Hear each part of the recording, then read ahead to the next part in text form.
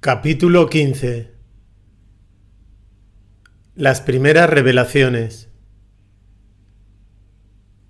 No fue mucho después de este signo externo de su autoridad y sumisión cuando Muhammad comenzó a experimentar poderosos signos internos, además de aquellos de los que ya había sido consciente.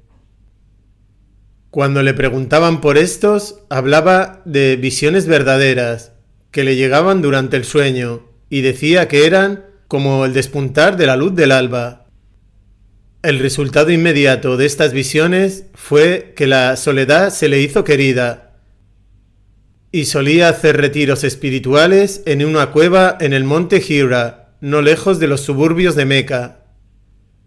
No había en esto nada que resultase especialmente extraño a los Quraysh, ya que entre los descendientes de Ismael el retiro había sido una práctica tradicional, y en cada generación había habido uno o dos que se retiraban de vez en cuando a un lugar solitario para pasar un tiempo lejos de la contaminación del mundo de las gentes.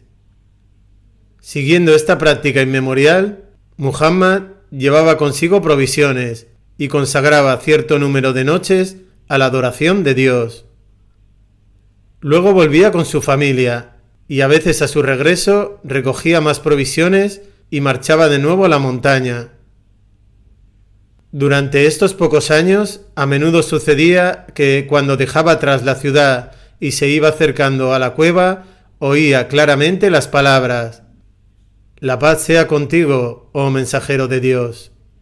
Y se giraba para buscar a quien hablaba, pero no había nadie a la vista, y era como si las palabras hubiesen salido de un árbol o una piedra.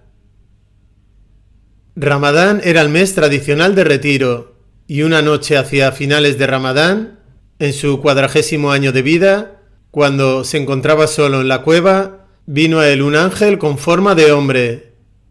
El ángel le dijo, «Recita», y él contestó, «No soy recitador». Después de esto, según él mismo relató, el ángel me agarró y me abrazó con fuerza hasta que llegó al límite de mi resistencia. Luego me soltó y dijo, «Recita». Dije, «No soy recitador». Y de nuevo me agarró y me abrazó con fuerza. Y de nuevo, cuando hubo llegado al límite de mi resistencia, me soltó y dijo, «Recita». Y yo volví a decir, «No soy recitador». Entonces, por tercera vez, me abrazó como antes. Luego me soltó y dijo, «Recita en el nombre de tu Señor, que ha creado al hombre de una célula embrionaria. Recita, que tu Señor es el más generoso, el que enseña al hombre el uso del cálamo, enseñó al hombre lo que no sabía». Corán 96, 1-5. Muhammad recitó estas palabras después del ángel, que entonces se retiró. Diría después, fue como si las palabras hubieran sido escritas en mi corazón. Pero temió que esto pudiera significar que se había convertido en un poeta inspirado por los genios, o en un poseso. Así que abandonó la cueva, y cuando había llegado a la mitad de la ladera de la montaña, escuchó una voz por encima de él que decía, «Oh Muhammad, tú eres el enviado de Dios, y yo soy Gabriel». Levantó los ojos hacia el cielo, y allí estaba su visitante, todavía reconocible, pero ahora claramente un ángel, abarcando todo el horizonte, y de nuevo dijo, «Oh Muhammad, tú eres el enviado de Dios, y yo soy Gabriel». El profeta se quedó mirando al ángel, luego se apartó de él, pero donde quiera que mirase, el ángel estaba siempre allí, a horcajadas sobre el horizonte, ya fuese hacia el norte o hacia el sur, hacia el este o hacia el oeste. Finalmente, el ángel desapareció, y el profeta descendió por la pendiente y se fue a casa. «Arropadme, arropadme», le dijo a Jadilla cuando, con el corazón todavía palpitante, se echó en su lecho.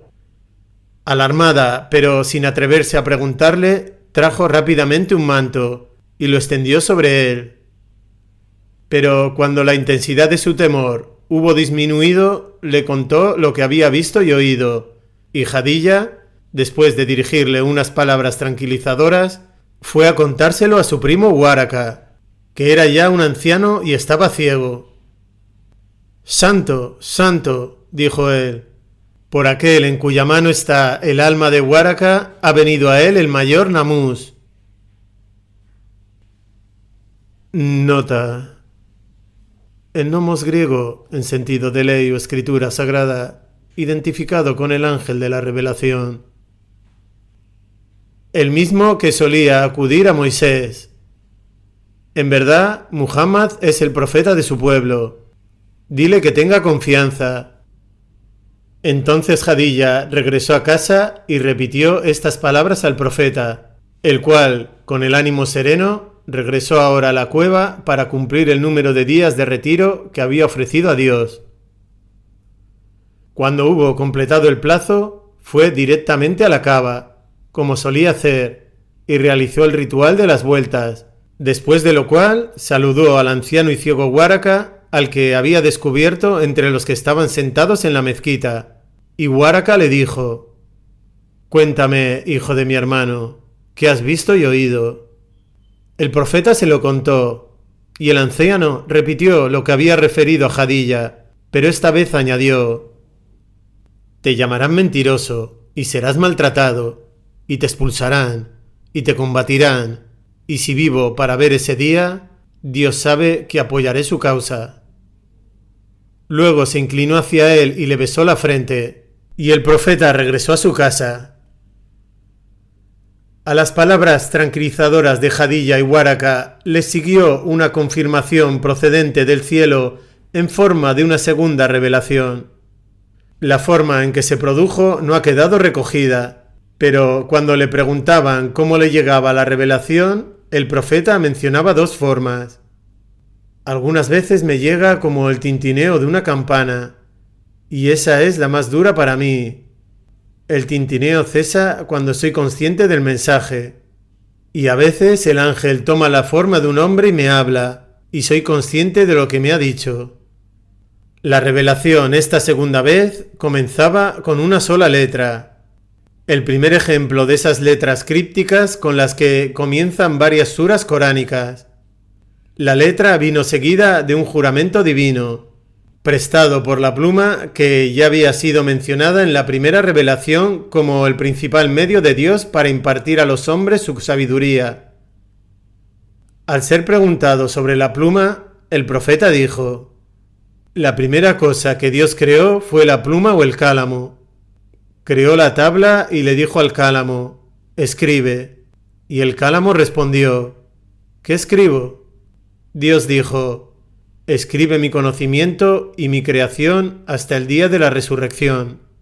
Entonces el cálamo anotó lo que se había mandado».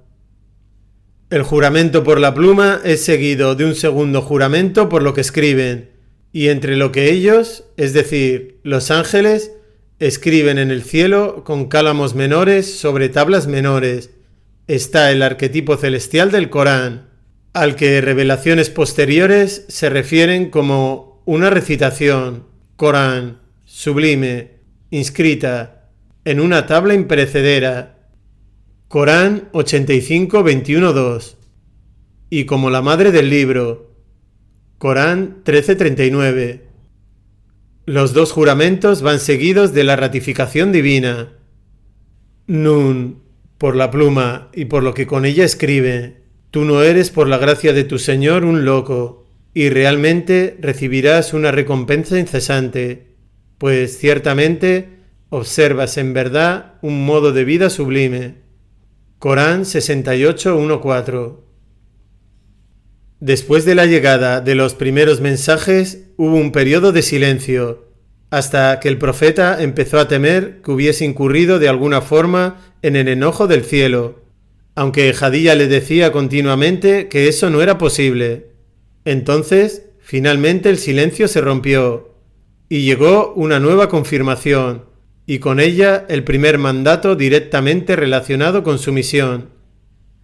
Por las horas de resplandor matinal y por la noche cuando se torna quieta y oscura, tu Señor no te ha abandonado ni desdeñado, pues, en verdad, la otra vida será mejor para ti que esta primera parte de tu vida. Y en verdad, tu Señor te dará cuanto tu corazón desee, y quedarás satisfecho. ¿No te encontró huérfano y te amparó? ¿Y no te encontró perdido y te guió? ¿Y no te encontró necesitado y te dio lo suficiente? No seas, pues, injusto con el huérfano, y al que busca tu ayuda no le rechaces, y proclama siempre las bendiciones de tu Señor. Corán 93.